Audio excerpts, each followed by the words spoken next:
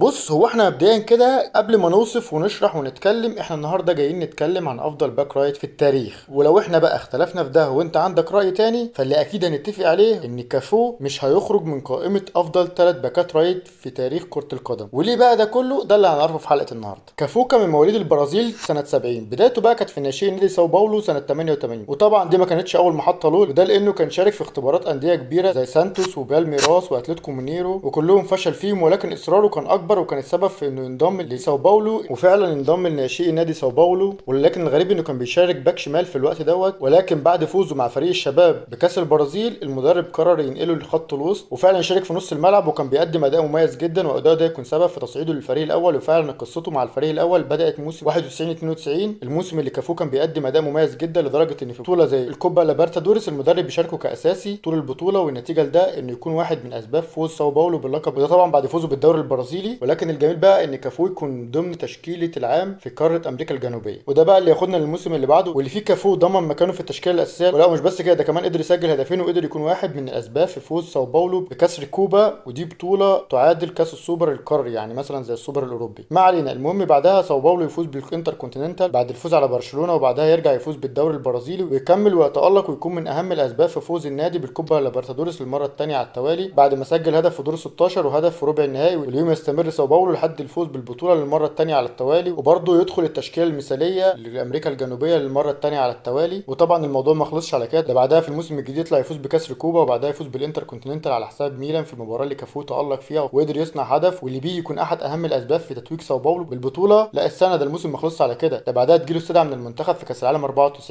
البطوله اللي فيها كافو ما بداش كاساسي، ولكن مع اصابه جورجينهو بدا يشارك اكتر، وده يكون سبب في انه يكون له دور في فوز البرازيل بكاس العالم بعد الفوز على ايطاليا في النهائي بركلات الترجيح. ولكن المره دي مش بس يخش في تشكيل العام في امريكا الجنوبيه، لا ده كمان ياخد لاعب الموسم في القاره. ولكن اداء كافو في البطوله دي يكون سبب في عرضه له من ريال ساراكوستا اللي كان بما يقرب من 1.5 مليون يورو، وفعلا تتم الصفقه، وموسم 94 95 يكون الاول له معاهم. وعلى الرغم من الاصابه الا انه قدر يشارك في 11 مباراه وسجل هدفين، وقدر يكون من ضمن الاسباب في فوز ريال ساراكوستا بكاس الكؤوس الاوروبيه، وده جميل وكل حاجه. ولكن الاغرب بقى انه مع نهايه الموسم قرر يرجع البرازيل لسبب لا يعلمه الا الله، والنتيجه لده انه يقعد سنه مع نادي جوفنت فوري بدون اي اضافه. ولكن الاضافه بقى كانت في الموسم اللي بعده واللي فيه كافو انضم لنادي بالميراس. واللي هيقول لي ازاي، هقول له ان اداؤه مع بالميراس كان السبب في عودته للمنتخب في موسم من اهم المواسم الدوليه على البرازيل. طبعا ده عشان البرازيل بدأ السنه بالمشاركه في كوبا امريكا، البطوله اللي فيها كافو تألق لدرجه انه يكون من اهم الاسباب في فوز البرازيل باللقب، وتحديدا بعد ما تسجيله هدف في الفوز على بيرو في قبل النهائي، واللي بيصعد البرازيل لمواجهه بوليفيا في النهائي في المباراه اللي انتهت بفوز البرازيل ب 3-1، ويتوج البرازيل بالبطوله الغائبه منذ 8 سنين. ودي بقى كانت بدايه الموسم. اما بقى نهايه الموسم كانت بمشاركته مع المنتخب في كاس القارات. والصراحه بقى ان انا شايف ان كافو ما كانش محتاج انه يلعب مع الانديه، لانه كان ممكن يقضي الموسم كله مع معسكر المنتخب. ما علينا، المهم في البطوله دي البرازيل تعلن تسيدها لكره القدم في العالم، وتحديدا بعد ما قدروا يفوزوا على استراليا في النهائي بسداسيه عن طريق هاتريك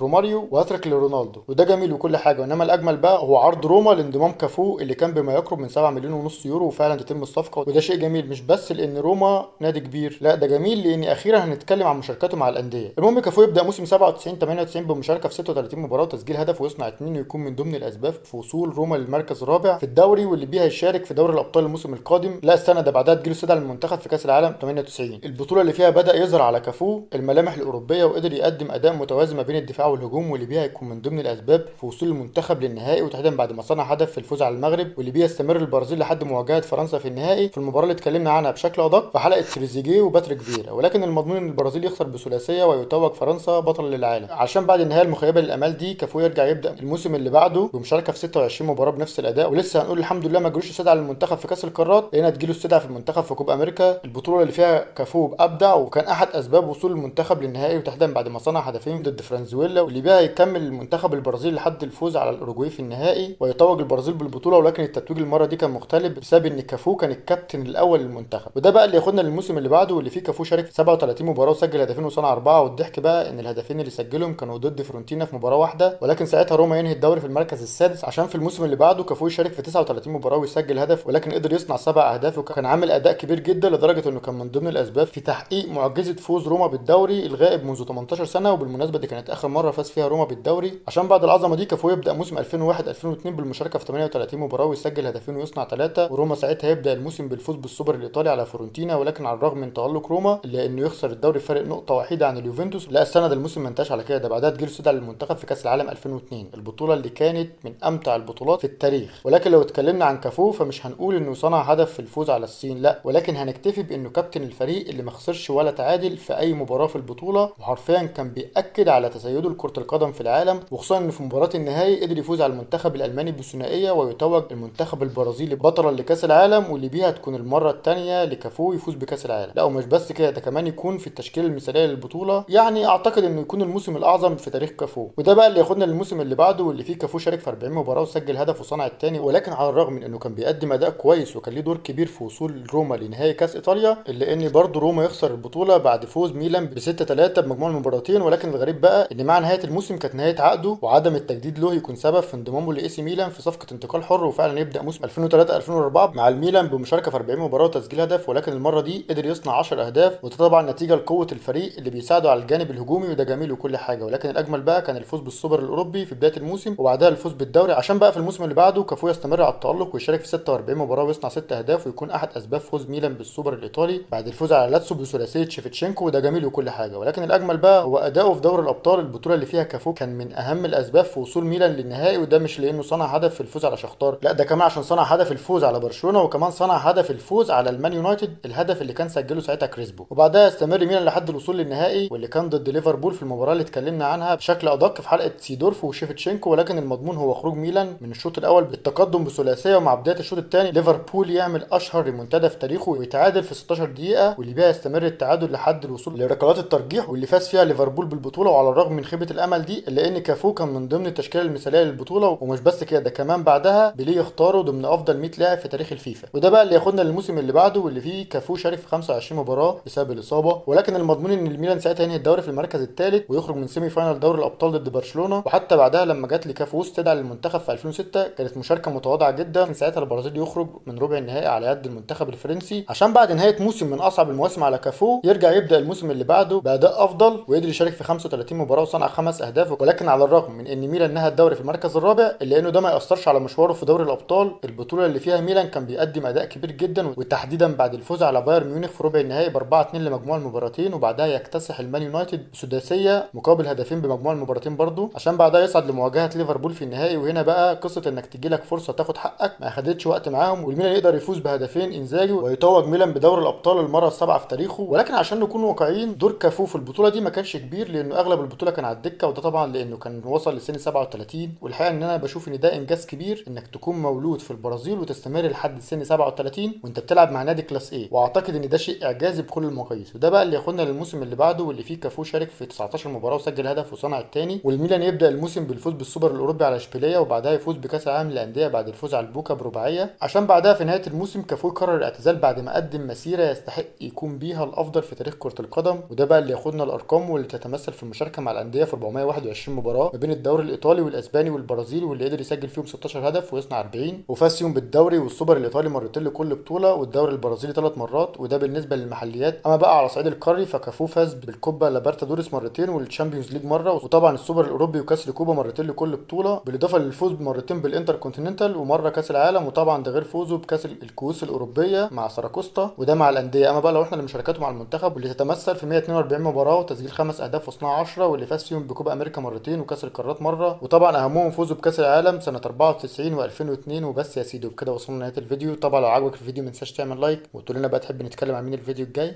سلام.